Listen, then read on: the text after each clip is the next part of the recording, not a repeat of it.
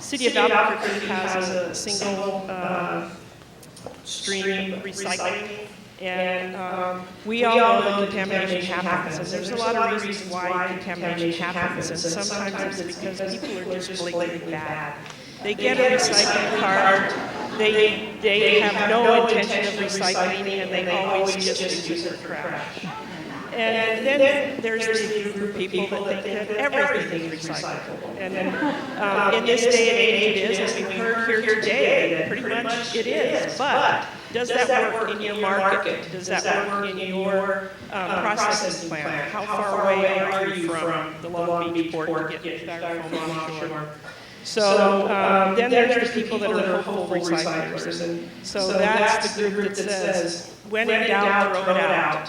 Or says, this should be recyclable, I'm going to put it in. So we all do make these decisions every day. So then in the City of Albuquerque, we have, it's a large, gigantic, flat city, big, diverse neighborhoods. So we have group-specific issues of large transient populations or big trailer courts with different types of people coming and going all the time. And then how robust is your educational process? We all know from experience that in recycling you have to constantly get back out there and educate the populace, otherwise they forget that they're supposed to recycle. So an educational program that we have in Albuquerque is we have door magnets, we have magnets, what is accepted, what isn't. That's an example of a magnet there. It's a big refrigerator magnet that people love to get at little shows you go to. We have the City of Albuquerque website, which I was ashamed to say that I haven't, because it's like 10 clicks in to find recycling. But we have added recently this Recycle Coach app, which you see the first thing on our page where you can download your phone and put in your recycle date, your events that are coming up, in that Recycle Coach you can find all the other areas in Albuquerque, New Mexico that you can recycle things that aren't acceptable in our stream process. We do a lot of neighborhood association presentations, and we are always trying to do more. So in the city we have a contamination rate. We started our curbside recycling with bags like everybody else sometime in the arc ages, and then in 2013 we started the automated lift recycling about halfway through, and as you can see we didn't do a survey in 2014, however our contamination rate has doubled as our tonnage rate doubled. So another thing we're trying to work on is lowering contamination rate. Our like 15% or less contamination in the stream. So we're working hard on that. This is just a list of different materials that go in our single stream and what we can't manage in the city. I'm pretty sure that's the end. Okay.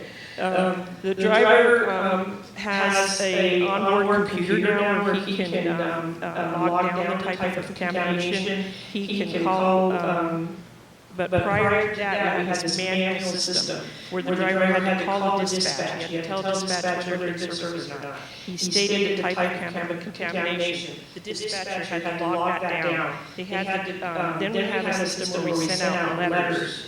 And then we had first, second, third offenses in a 6-month period for that particular address. So that was a lot of looking up what they did before.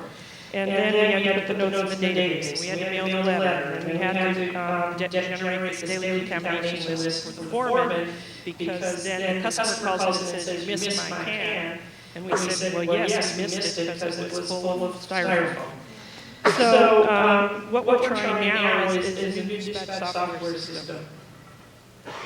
And it's basically it's boiled down to about 4 steps. And the driver has the onboard computer. He touches a tab. He says it's contaminated. He has the top 10 contaminants that we've seen in the city to pull down and touch and say that's what it was contaminated with. Currently working on getting that notification letter spit out of the system automatically, which is currently in process in another division of the city, so trying to tag on to that one. And then we still have to mail it and put notes in the database because we're trying to track where the problem areas are, where we can concentrate incentive programs for, gee, you're really bad at what you do here, or gee, you're really good, here's your reward. So we have both of those in process now. So the dispatch software enhancements include that the driver has a scheduled route that comes up on his computer. Because it's such a big city and there's a lot of multifamily dwellings, a lot of houses on top of each other, houses behind the original house. The driver no longer has to guess where he is, what the address is, where he's picking up. There's 4 onboard cameras on each collection vehicle, and we get real-time photos now. We can store those photos, we can send them, we can email to the customer and say, here's why we're not coming back until next week unless you want to pay extra for pickup. This is also an asset identification tool for us. We have 174,000 households, so we have 174 times 2 carts out there, plus about 12,000 commercial entities that we pick up from, so we have a lot of assets out there. We also do assisted service identification in the system where before we had to go out to every site that had the little lady put a roller cart out to the curb, put her red sticker on all sides of her cart. The driver would get down, the cart out to the curb, lift it, roll it back, get down, roll it back up. Both carts recycle and trash, so this can be on the system, which saves a ton of time. We're also capturing true put-out rates for the very first time. We've always been able to guess poorly as to what our participation is in the city. A lot of people we pick up recycling every week. Probably we could do it every other week and still be successful at our tonnages. So, and also proof of service, like, as you all know, commercial entities, sometimes they did pick me up, and you did pick them up, and they ran out there and filled it up again and said, you did pick me up. So proof of service is very important to us. It costs about $150 to $180 an hour to run a collection truck back to a site that you've already picked up.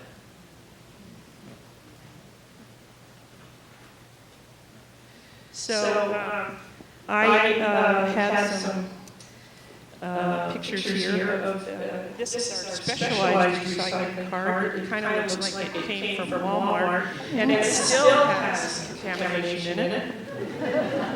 The recycling carts are back there in the corner. This is 3 recycling carts, but as you can see, all the recycling's on the ground. And here, the mattress didn't quite fit in the recycling cart, so they thought they just laid the cart over by there, hopefully they pick it up. So these are things that we all see all the time. And, so that's pretty much what we're doing now. Yeah, I had some statistics there that we missed. Okay, did you pick it up? We have, in a 6-month period, I know it's Lises, we sent out 882 first letters of contamination, and in that same 6-month period, we had 138 second violations where we had to send a code inspector out there to either tag the car, try to talk to the homeowner, put a tag on the door. And then we had 35 third violations in that same 6-month period at the same address, somewhere in the 882, where we just go pick up the cart and say you can't play anymore. And take it all and go home. And so then we feel like this letter writing thing sort of works because of these numbers. The 138 is about 6% of the 882, and 35 is 4% of the 882. So the letter writing works somewhat, but it's very labor intensive. And we have 174,000 households, like I said earlier, so really only 0.005% of households get letters in a 6-month period. So we have some people that play well. So thanks for your time.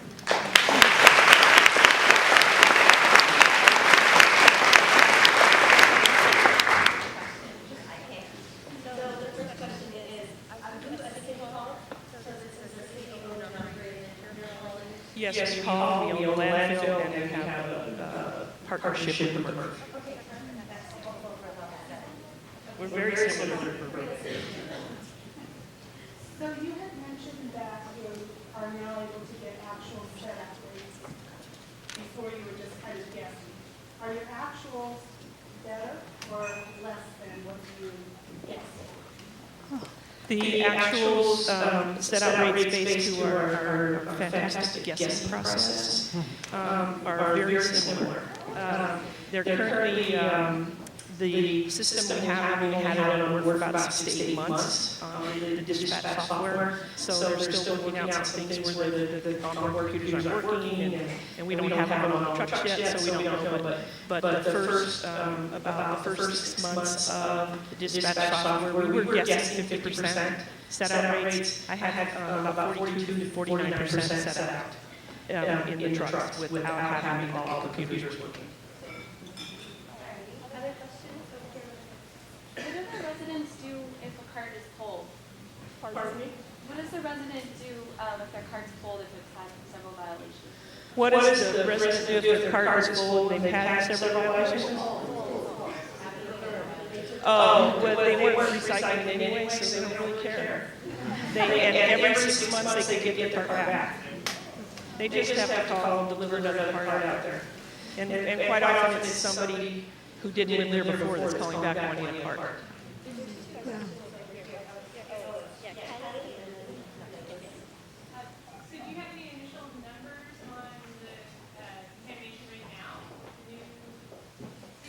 The contamination rate now, that was on there. My 2016 number was on there. It's about 20% contamination rate. Pardon me? Yes, it was 11% when we first started. 2019, the second time we checked it, and 20.76 the third time we checked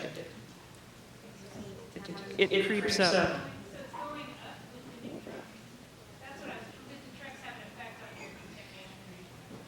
Well, because we doubled the tonnage as well.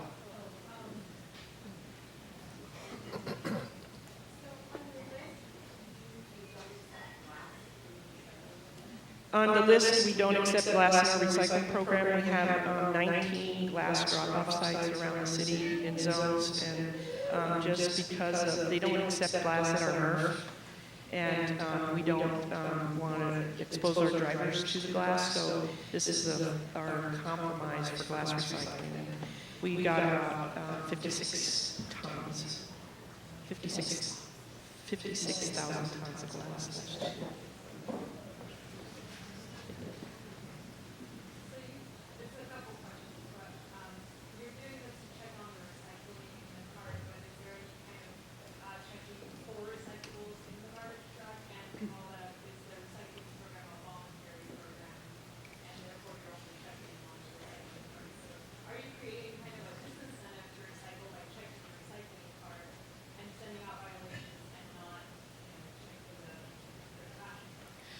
It is, are we checking to see if there's recycling in the trash?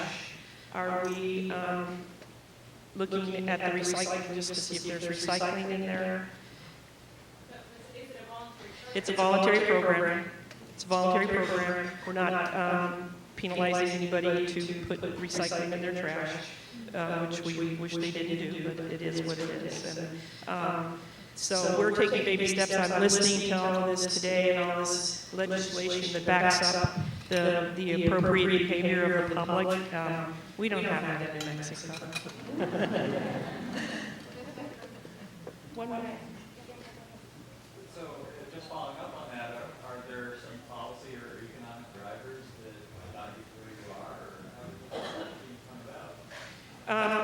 We just had some people that worked in solid waste that felt like it was the right way to go, and we ran our own, we called it the IPF, Intermediate Processing Facility, at the landfill, where we were segregating recycling out there, and it was costing us millions of dollars more than this partnership with the MRF.